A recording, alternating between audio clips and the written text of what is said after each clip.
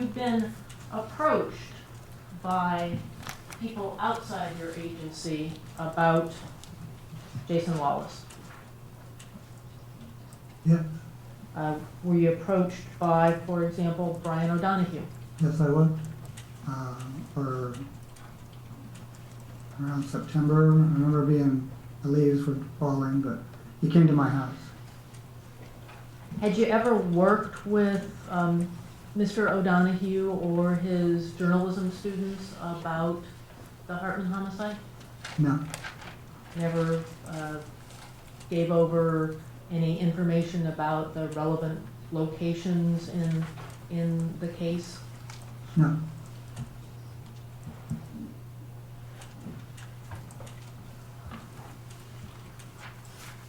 Have you ever authorized anybody to speak on your behalf to Mr. O'Donohue? no. I've highlighted a couple of lines. Let's just get this out for the record. We're looking at what apparently was posted on the Fairbanks Daily News Miner on Saturday, October 5, 2013 by Brian O'Donohue. Fair to say? Okay, Fair characterization? okay, And on page 2 of the article, there's an internal heading in the article that's called Through Visiting Room Glass. Do you see that? mm-hmm, We would object to going into any questioning about any investigation done by Mr. Spires, which I'm assuming was an attorney in our office at the time. It's hard to know how to phrase this. Are you glad that you are here talking about these statements by Mr. Wallace? no. I'm happy there is a hearing, though. Are you concerned that you have crossed a line here in this case? Yes, I am. Tell us what you mean. I had a conversation with an employee, a fellow employee, that has resulted in this happening. That's a mistake on my part. Did that conversation happen around May of 2004? No, When do you kind of peg it? claim When do you think that conversation with Mr. Norgard happened? it? Either 2008 or 2009, I'm not sure. He was the chief investigator. He came to visit me at my office in Fairbanks. You'd talked to Mr. Norgard prior to that time, though, right? Yeah, over the years, I've known him professionally since the mid-90s. Okay. And you described at your deposition a lunch that you had with him earlier in the 2000s. Do you remember that? Prior to working for the public defenders, yes. And between that time and 2008, you don't recall any other conversations with him? I had conversations with him, none about the Hartman case. Okay. Is there anybody else that you can identify for us that you had conversations with about the Wallace disclosure? Inside the office, Yes, sir. Paul Konarski, Bill Spires,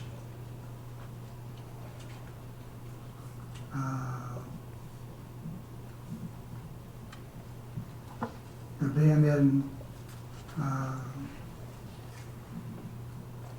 one or two others about Jennifer Hyde. Ms. Height more recently? Yeah, Mr. Konarski at the time? at the time of that conflict analysis that I was referencing. And you can't date that conflict analysis for us? No, Could have happened in 2004. good. Okay. Any non-attorney staff other than Mr. Norgard that you recall talking about these disclosures with? Possibly the other investigator who was working at the time, Roxanne Rigo. We discussed a lot of cases back then.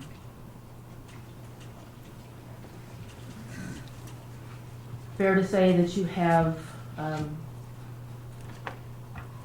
very strong feelings about the Hartman matter, Yeah, I do. and that, well, let me ask you this, when you get the disclosure from Mr. Wallace, you write it down, right? Do I take notes? Yeah. Did you take notes inside the jail? Yeah. Okay. About these specific things? Mm-hmm. Did you memorialize them in any other way? Usually because of my writing, I type them and give them to the attorney. Okay, you say usually. At your deposition, you described that you wrote a 1 to 2 page report. Yeah. Well, I'm just saying, you were asking generally, or I was speaking generally. But Okay, I did write a report. you did write a report. Uh, So we would have a contemporaneous memorandum or report, however it's styled, of what it is that Mr. Wallace allegedly conveyed to you. yeah.